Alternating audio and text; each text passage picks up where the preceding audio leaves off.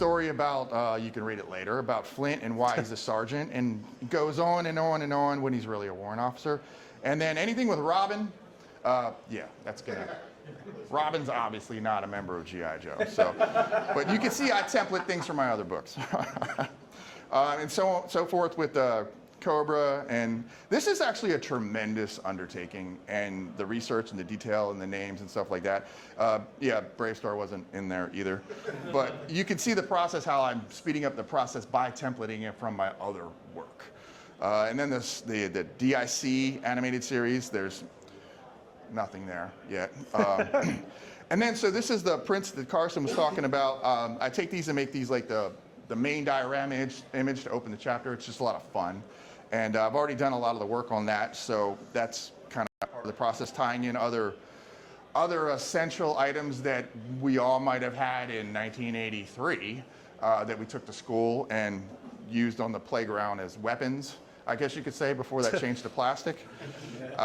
Then just getting into the breakdown of these, and all these images, the carded images and the file cards did come from 3D Joe's. So this is a quick example, though. So like the carded figures and the file cards, I've already done that for the Art of G.I. Joe, so I'm going to let him use that, right? But then all these photos that he's shooting, he's going to be letting me use on 3djoes.com. Exactly. So it just, it's just better for the community. Everybody help everybody. Let's make both of our dreams come true, right? This is bigger. And then I'll show you what I'm shooting that he's also helping me edit. It's basically all the figures, and they're at a 1-to-1 scale on a 1-inch grid with all the accessories, and that's going to feed into the pocket guide that I'm doing. So it's a collaborative relationship. It's really cool. Absolutely, and it's a lot of fun as well. I'm having actually a blast doing this. There's a lot of things I'm trying to figure out too. That's helmet for Grunt, dark green, olive green, to be determined. And it changes over time. I know, yeah. But. And it goes on with the mortars and so on. So I'm just giving you all the quick flip through right here. All the fun stuff about with the JCPenney's 3-packs and the Cobra Commanders. So if they like what they see, what should they do? Well, if they like what they see, back it on Kickstarter is 18 days left. 18 days. I think it's 18 days. Yep. Yeah. Yeah, and he's already funded, and Wayne has a track record of already delivering on multiple books before, so your pledge is safe. Right, but thank you very much, Carson. You're welcome. Yeah, so I mean, this is pretty much the rundown. I don't want to take up too much time here, but y'all get the idea. And do you have any questions about the book? Well, let's do Q&A at the end, just to make sure everybody has some time to talk. That sounds great. And we'll just kind of work our way down the road. So you guys already met Josh. You want to introduce yourself? Oh, in your background? Yep. Michael came in late. No worries. Here, take this. You're in trouble. Yeah. Take the mic when you're talking. You got the little magnet on the back. Check this out. We got one guy live streaming, so we're gonna have good audio. All right. So my name is Michael Hill. As a writer, I went by Michael Charles Hill because before I got into animation writing, I worked in film production, and specifically TV commercials, and there were too many Michael Hills, and we were getting each other's phone calls. So I added my Were you being invited to signal chats? No, but I was getting offered a lot of jobs because I was a Hollywood gorilla that I accepted, and then 2 days later, oh crap, we meant the other Michael. So disappointment. So I know it sounds pretentious, but now I'm stuck with it. Yeah. So I did a lot of animation writing, but most people know me for the work that I did at Sunbow on Transformers and G.I. Joe. And, at the time, the stuff that I wrote, I just automatically assumed, even when I was writing it, they would be the least favorite episodes. And unbeknownst to me, for many, many years, I created characters that became very popular. For G.I. Joe, it was Cold Slither. And I wrote the song, which was a happy accident. For Transformers, I created a character named DevCon, who's a bounty hunter, and a few other things. And then I went off, did other stuff in the business, and had no idea about fan communities, and had no idea that the stuff that I wrote had become popular until about a year and a half ago when I got invited to my first convention. So after the first G.I. Joe and the first Transformer, I said I really like this and I want to do more. So I've been blessed to, I think I did 2 my first year. I did 10 or 12 last year. Nice. And this is my first this year. So I enjoy meeting all of you and hanging out with you. And you know far more about the franchises than I do, because my knowledge is limited to the era that I worked on. And I never read the comic books because I didn't want to be influenced by Larry's stories and have them become my stories. Yeah. And then I finally met Larry for the first time, even though I used to work at DC Comics as an editor, and he was at Marvel, and we have tons of mutual friends in the comic book business. We didn't meet until last November, and I found out he never watched any of the episodes because he didn't want to be influenced by what we were doing. Yep. So I think that's enough for now. That's why they felt so different. you Yeah. know? You're part of the reason why we're all here. Yep. Oh, absolutely. Oh, well, Show of hands. Thank Who you. first got hooked on the cartoon? Yeah, same here. So, who first got hooked on the toys before the cartoon? That's definitely the minority. So the majority of the people in this room know the toy line because of the cartoon. It was diabolical. I started watching it at 5 years old, the 1984 miniseries, and before you know it, I was getting up early in the morning to watch it and rushing home after school to watch it, and it got us hooked. And then Larry kept us hooked through our teenage years because Larry was writing more mature. You know, people were dying in the comic. It got real. Doc got shot in the face and it traumatized me. I think I was like 12 years old. That was a heavy thing. I still go to therapy about it. All right, let's put the mic on Josh. Oh. And then, did I drop that magnet there? Here you go. You can clip that on. There's a magnet somewhere in your sweater, but don't go through an airport x-ray. Just drop it. Sure. Okay, we'll find it later. It's okay. Sure. Hey guys, my name's Josh. It's really great to be here. Like you guys, I'm a fellow collector of comic books and toys and grew up loving all this stuff. I've been working on Motu Origins mini comics since Wave 11 through today. It's an absolute blessing. I feel very lucky. I thought I was lucky to I thought I was going to get maybe 1 issue. I didn't know I'd still be on it, quite frankly, and it's been really cool. I'm not the only guy working on mini comics. Robert Rudman has been writing the Turtles for Grayskull, and he wrote all the issues before me on Origins, and he's writing other stuff, of course. And it's been an absolute honor, quite frankly. But for the main runs I've been writing have been Rise of the Snake Men, the current Horde invasion, and then also the Powers of Grayskull issue that came out with Hero, which was a real blast to write. And as I mentioned before, by the way, I'm a fan of all you guys, just so you know, like over here too. Just so this is really cool. I'm like, oh, this is really interesting like, to hear. So, and of course, I read your book, Dan, and reference it all the time. And then of course, I write for Heavy Metal Illustrated, and I've been writing historical articles about heavy metal and different aspects of science fiction, fantasy, and then short stories too. So I write all sorts of stuff. Been writing a lot of fiction, and I have a fiction book coming out, but. It's just really great to be here and to learn, honestly, too, to see all the different new toys coming out and also to buy stuff like this. Just got this on the way up. Yeah. Dude, $10 all day. $10. I bought this. No way. Conan, like, this is awesome. So, yeah. So, yeah, that pull string, he does this. So, hold on, sorry.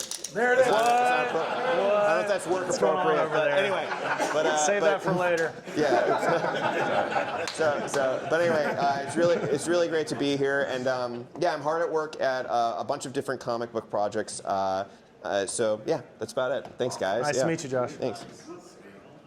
All right, Josh, let's pass that mic over to Dan. Yeah. Here you go. Okay. Dan, you want to introduce yourself? You don't have to do the big reveal yet, unless you. No, we You got to talk about your stuff still, right? Yeah. You want me to go ahead and do that? I'll go ahead Why and do don't me. you go ahead and I'll do do your me. stuff, You keep and the then- mic. I got one. Oh, we're all double mics. Somehow I became de facto Well, hi moderator. guys, how you going? I'm Pixel Dan. Pixel Carson's Dan will gonna be talk right back. now. Let this other loser talk first. All right, so I started 3D Joe's. It's an archive. Started 3D Joe's back in 2012. just a fanboy that wanted to share my collection with the world, and this new technology called arc spin had come out, which was 360 photography. So Yojo already existed, but I was a graphic designer, went to school at design school, and I just wanted to do it really elegant, like highbrow, whatever. And so I started documenting all the toys. I did that for a few years, and within the second year, I was traveling up to Rhode Island interviewing Kirk Bazigian and Ron Rudat and Guy Cassaday. So brand manager, figure designer, vehicle designer. Very early on 3D Joe's, I was like, I want to differentiate from Yojo by, number one, I'm going to shoot everything, so I have really good quality control over all the assets that go into the site. And number two, I want to feature the creators as prominently as the toys. And so that's kind of been my mission for the last 13 years. It culminated in this gigantic product that we got in December of 2023.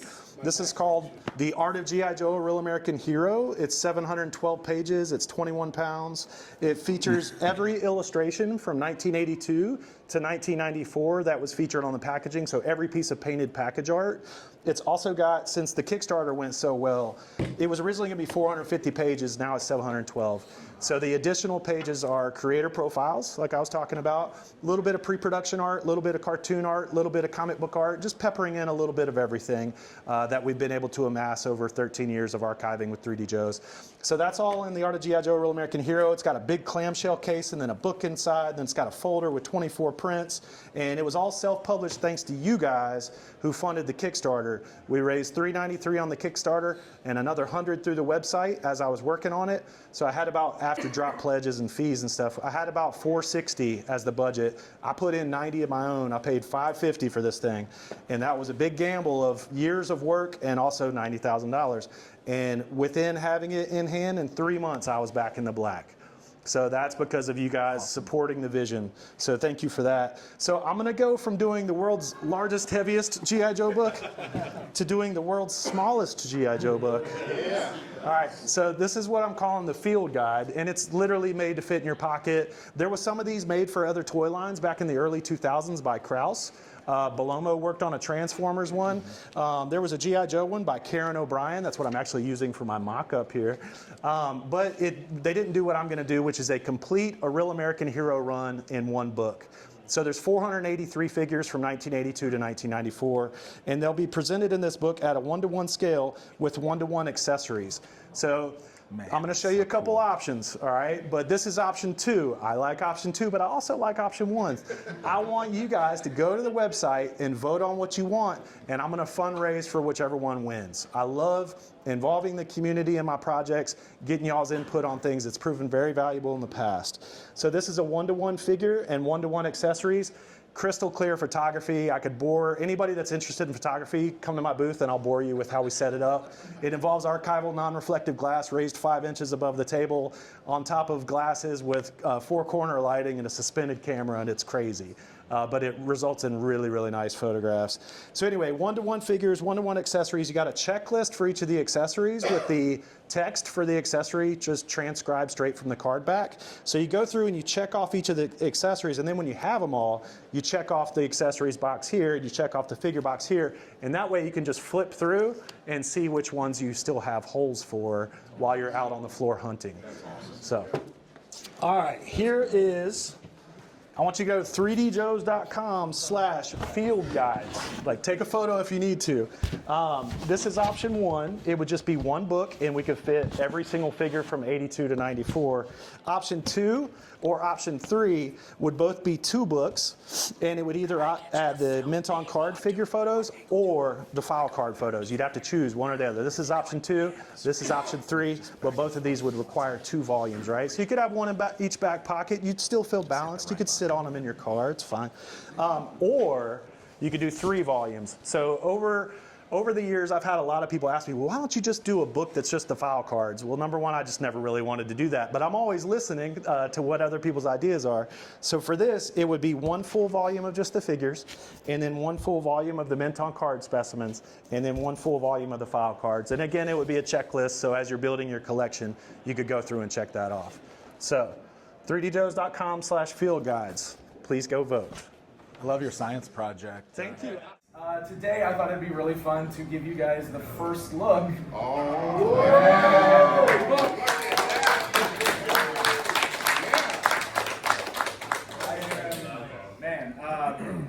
you very much. This has been a long time coming.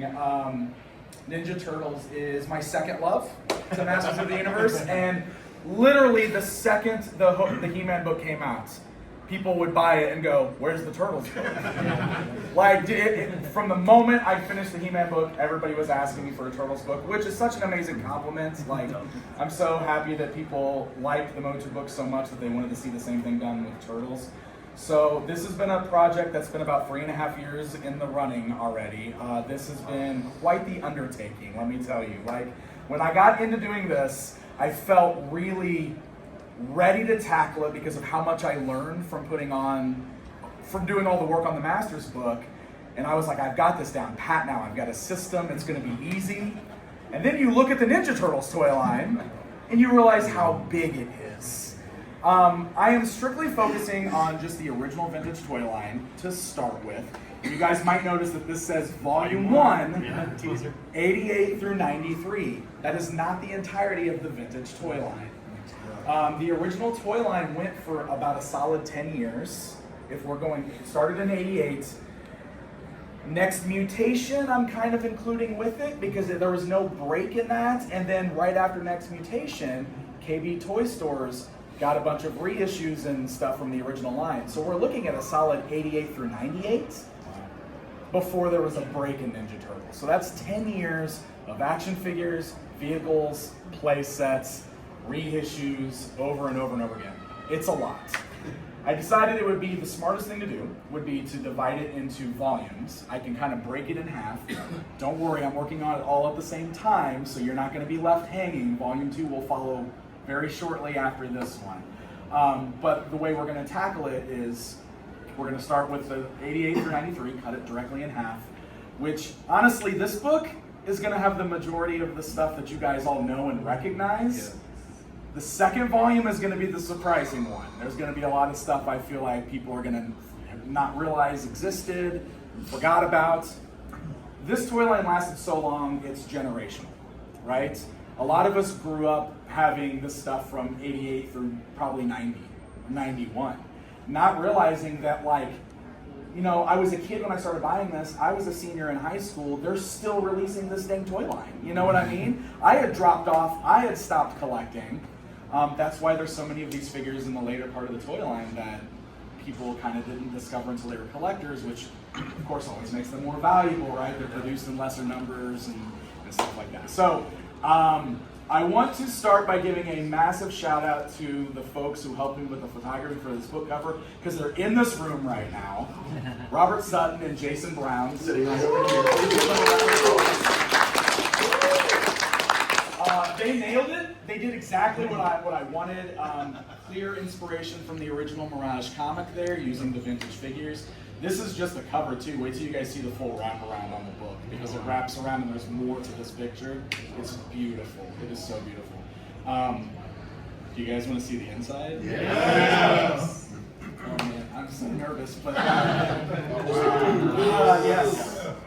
So caveat here is that this is not final. So please understand that this is not final. This is still a work in progress. I just got some of these pictures this morning. Okay, we are working on this right now. We're piecing this all together, but this is the part of the project we're at now. We're finally piecing it all together. I tackled this the same way as Masters of the Universe. This is all my original photography throughout the entire book. And once again, I really relied heavily on the community. Just like with Masters of the Universe, I don't think a book like this is possible without the support of the entire community. This is not just my book, this is all of our book. And this is the way I want it to be. So I've relied heavily on fellow collectors to get their stuff, help me get it photographed, help me with information on variants. The variant pool is very deep in Turtles. Oh my God. I am tired of the word variant, let me tell you. But just so you know, that is one of the things we want to tackle in this book, and you're going to see a lot of that in there. Are there any big turtle collectors in here right now? Okay, so this is directly aimed at you guys before you question me. There are a lot of variants of this Leonardo figure, especially with his card back, okay, the packaging. It's going to be in the book, I promise. One of the tricks with doing a book like this is figuring out how to fit all this stuff in there. and make it still look good. I don't want to just cram it in there. I don't want to make it too cluttered and stuffed. So with the Turtles book, that is different from the Masters of the Universe book, is with the Motu book, it was 1 page per figure. One of the biggest pieces of feedback I got on the Motu book is that people wanted to see better pictures of the packaging. The packaging images were very small in the Motu book because I had to fit them all on 1 page, which I can get into reasons on that a little later too as we're talking about this. So we decided early on we wanted to do a 2-page spread for every figure in Turtles this time to allow plenty of room to show packaging, to show variants. We've got the weapon breakdown so that everybody can see, again, all the accessories. That's always a big thing, right? People want to be able to track down proper accessories for all the figures. With Leo here, you can see one of the main variants we, of course, listed is hard head, soft head. So I'm trying to show examples of how you can tell the difference between the two. The hard head has a seam going down the side of the head. So that's why we've got the turnarounds there. There's another variant that's not on here yet, but the ninja stars can either be pointed or rounded. So that will be added on there. And then all the 88 releases, Leonardo, Raphael, Michelangelo, Donatello, April especially, Shredder, they all got all these different variants of their card backs where they came with a mutant pop-up display maybe, which you can see is on there, or they didn't have the display, or they've got a fan club flyer on the inside. So there's so many weird variants in 88 that's gonna get like its own spread so that I can show all the card back variations for the 88 figures. The card backs actually get a little bit easier as you go, but for some reason in 88, Playmates was just like, we're gonna change the card back 20 times in the same year. It's the craziest thing. But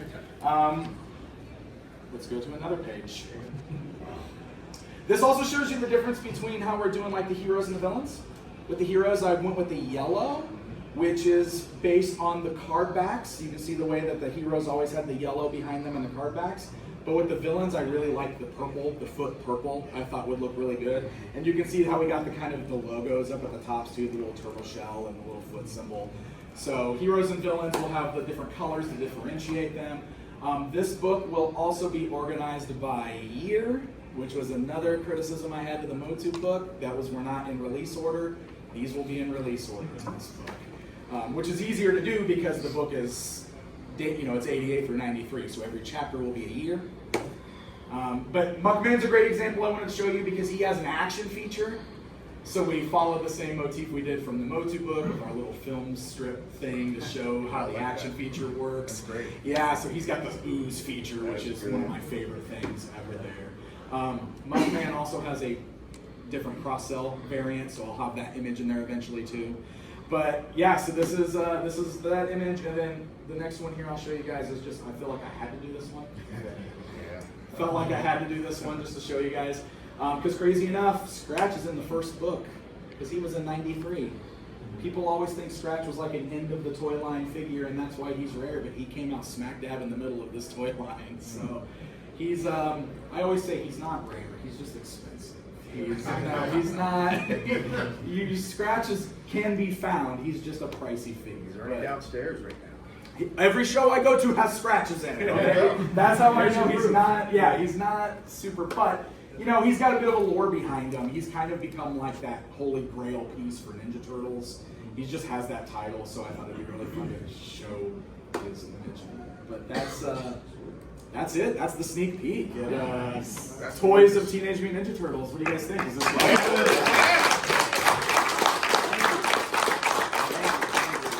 Also, thank you to these gentlemen for allowing me to take all this time and do this.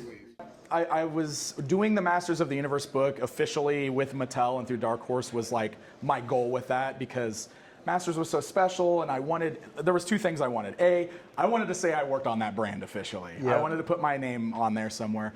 But I also wanted to prove to everybody what I could do, and I feel like I did that with the Motu book. And now doing like an unofficial self-published book kind of gives me a little bit more freedom to do some of the things the way I want to do it, like being able to do a 2-page spread for the figures. Yeah. I had weird guidelines. I mean, obviously working under Dark Horse, working with publishing, like you have guidelines you have to follow, and we were only allotted 1 page per item in that book, and we had to make it work. So stuff that, going self-published kind of allows you to be a little more creative and do the things the way you want to do them. So hopefully that works out for us. I'm nervous, but I'm excited, and Self-publishing is the way to go, man. that's what everybody keeps telling me. So that's what we're gonna go for it. But If you want to make it bigger, you just make it bigger.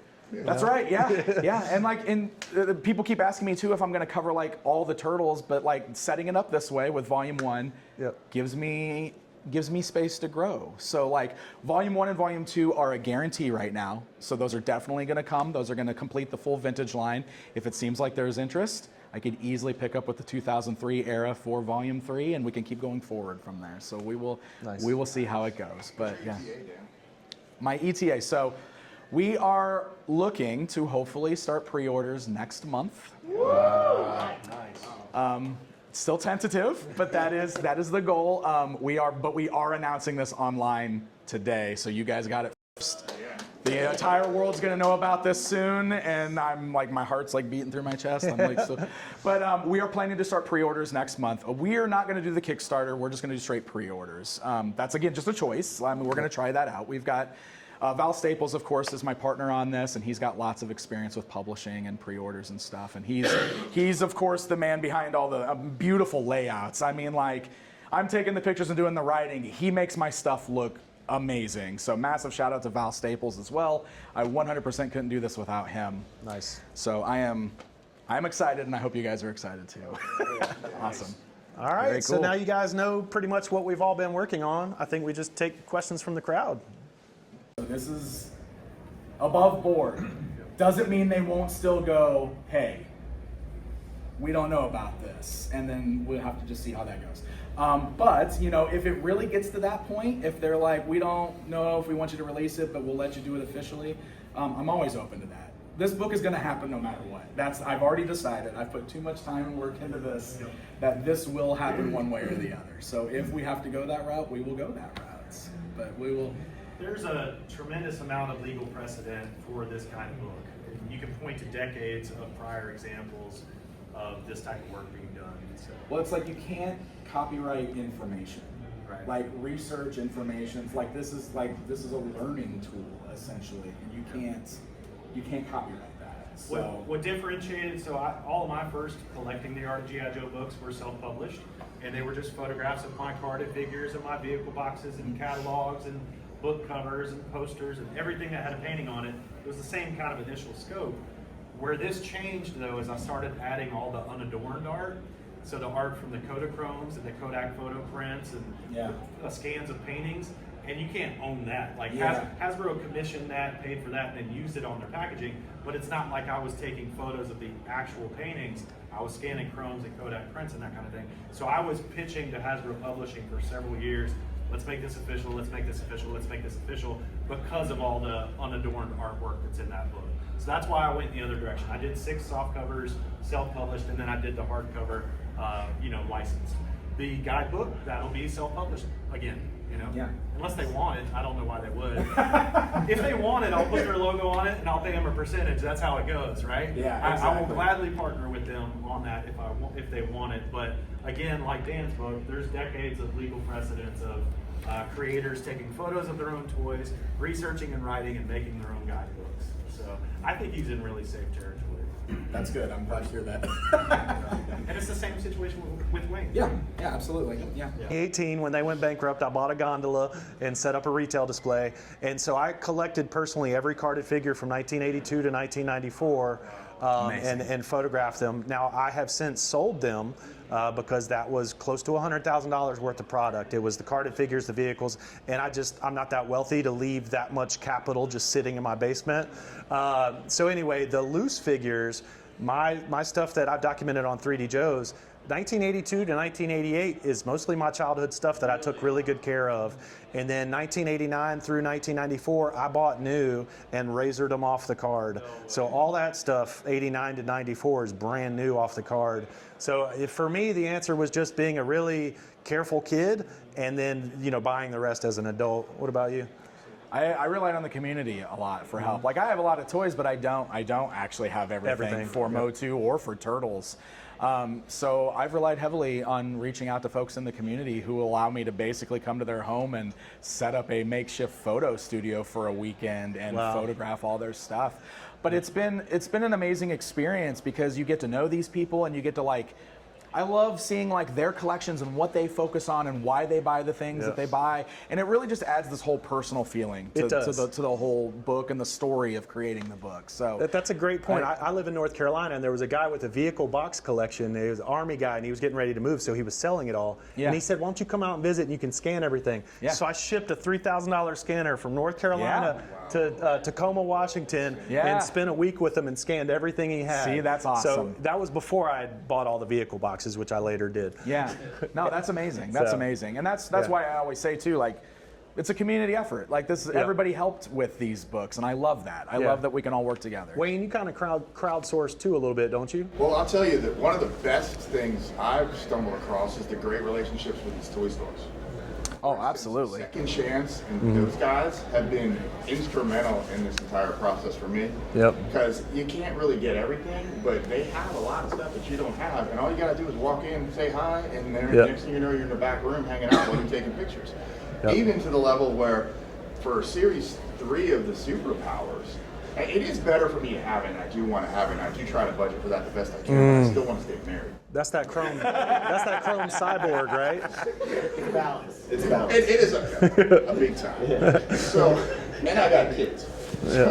So with Superpowers, for instance, I'm like, I just can't. Series 3, I just can't. Cyborg and all that. So Chance over at Second Chance is just like, man, come by, bring it by, and he brings it by. But I got an hour and a half to photograph all this stuff. And he's like, oh, don't move the neck up too much. And I didn't mean to call Chance out, but he loves his collection. Yeah. So I'm doing all this, and I got an hour and a half. I got to put it on sand. I got to do this. I'm like, what? My brain's exploding, right?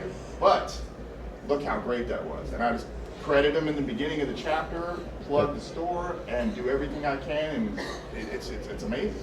Ryan at Toy Federation, there's another one. I mean, his back room is legendary. Yes. You know? Yes. I think there's a video. Yeah. I have two videos of me digging around his back room. And then, of course, just collectors and friends. Yeah. I've been fortunate enough to, for some reason, just have access to this stuff. Yep. You know? And that's, it's built up relationships. And The other thing really quick is that we like to think sometimes that these companies have everything that actually produce them. They do not. They do not. Right? Like when I worked at Marvel, I went through their they have like their library of comics, and there's stuff that is pilfered and gone. And I remember one day I saw this guy come in with the original Marvel comic, like the first one I think was from like 38 or 39, CGC. They're going to crack it open because they didn't have a physical copy on hand to scan it. to re-release it, right? Wow. So they bought it, like, how much was that? And his like eyes went, expensive. And I'm like, okay. And then also, like, I've gotten calls from DC Comics and stuff that's even common where they just said, we don't actually have, this is from someone in the trades department, we happen just to not have the Death of Superman on hand for some reason, original copy. Like, I got like 14 of them, but I had to dig through my like box, and I ran it down. Same thing for some weird annual issue of The Flash. Because these companies have released so many things that to archive it is an expensive endeavor in itself. And often they do rely on books from these guys also. I was going to say, like, when I was doing the Motu books, that was one of the common questions I got is, why don't you just go to Mattel and shoot everything? Mattel doesn't have everything. Yeah, it doesn't work that way. They don't have it. Nor do they probably even know all the details that we know as collectors about. Right? Exactly. For G.I. Joe, I can speak in depth on this, but they literally painted over paintings back in the day. Yeah. So if you had the 1984 Duke painting, and then you were going to re-release 1988 Tiger Force Duke, they painted over the original Tiger Force Duke painting. Wild. They did. Wild. And so I went to the HasCon tour back in 2017 when they did their own convention, and they had several paintings on display. And I was able to confirm 1988 Duke was completely painted over, so the explosion background was gone, the 84 explosion background. But for the Python Patrol, this was the first time that they started just painting over the figure and then compositing that new Python Patrol background on there, because I saw a Python Crimson Guard that was painted Python Patrol colors, but he had the 85 explosion behind him still. Wow. So they absolutely painted over paintings. If you look at the Night Ray, which was the Night Force version of the Moray, there's actually a Cobra Eel and Ripper that are stowaways underneath in those little slots. They failed to paint over them. So the Night Force vehicle is a G.I. Joe vehicle, and you got all the G.I. Joe Night Force figures, and then Ripper and Eels are still going for a ride. So there's plenty of evidence points out there that validate. It's unbelievable. They were just worried about what's the next toy that we're making and what's the fastest path to get those tasks done. And the painting was just one task. What's the fastest way to make a painting? Paint over the old one? Okay, do it. Marv Wolfman said that one of the things he hated most about interning at DC back before he became a writer was that they would give him golden age artwork and be like, can you destroy this for us? Right? So one of his jobs, and he tried to steal some, like pilfer some, but he had to destroy a lot of it. He would take a razor it up, and throw it into a front, millions of dollars worth of like lost. What was the thinking there? Just to downsize the morgue? I think it was downsized. There was some sort of, I don't know if he mentioned some sort of copyright thing. Hasbro refers to theirs as the morgue, so that tells you what they think of it. It's dead products. It's the stuff from the previous years. And as new executives would come in, every now and then they would downsize the morgue. They would purge some morgue.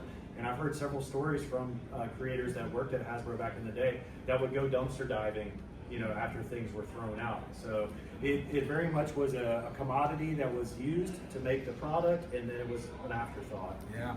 Wow. Yes. So, I mean, you guys wrote books. So what's some of your favorite stuff that you've discovered writing the books that maybe didn't make it into the book? Just Oh, that didn't make it in? yeah, or maybe that it did too. I mean, Being you self-published, I were included mentioning all about of the figures inside, you know, that didn't get painted over. I'd love to take Like, what's this some kind of cool stuff like that? Sure.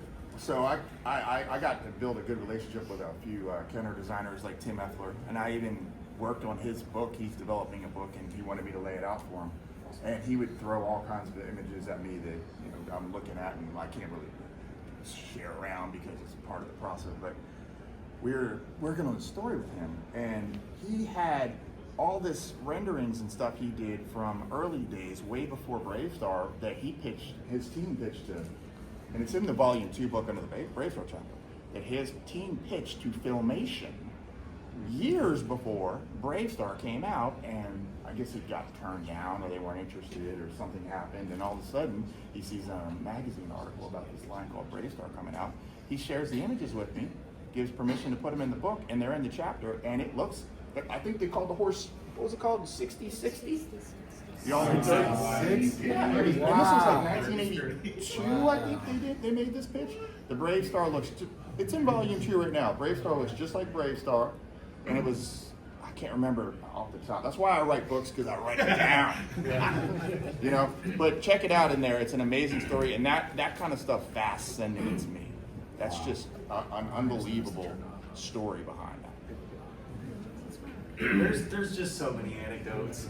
So I've got a 10-hour 4 Blu-ray disc set of interviews with the guys, and it's just chock full of information. So 10 hours of interviews here, and then there's 75,000 words in here. Was there a certain band you're actually trying to parody or anything like that? Or? I was a very young kid in the 50s, so I kind of came of age in the 60s. So that's the music.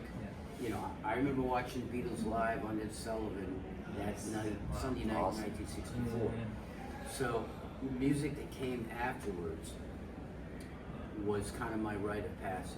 And when I finally moved to LA in '71, you know, I just heard about all these great clubs on the Sunset Strip, like Whiskey to Go-Go, the Doors played at, and Jimi Hendrix played at. And so I would go to these clubs, and in a very short period of time, it was all these big hair, heavy metal bands, with all the makeup, and, you know, the pumped shoes, or whatever the hell they call them. And I was offended. Yeah.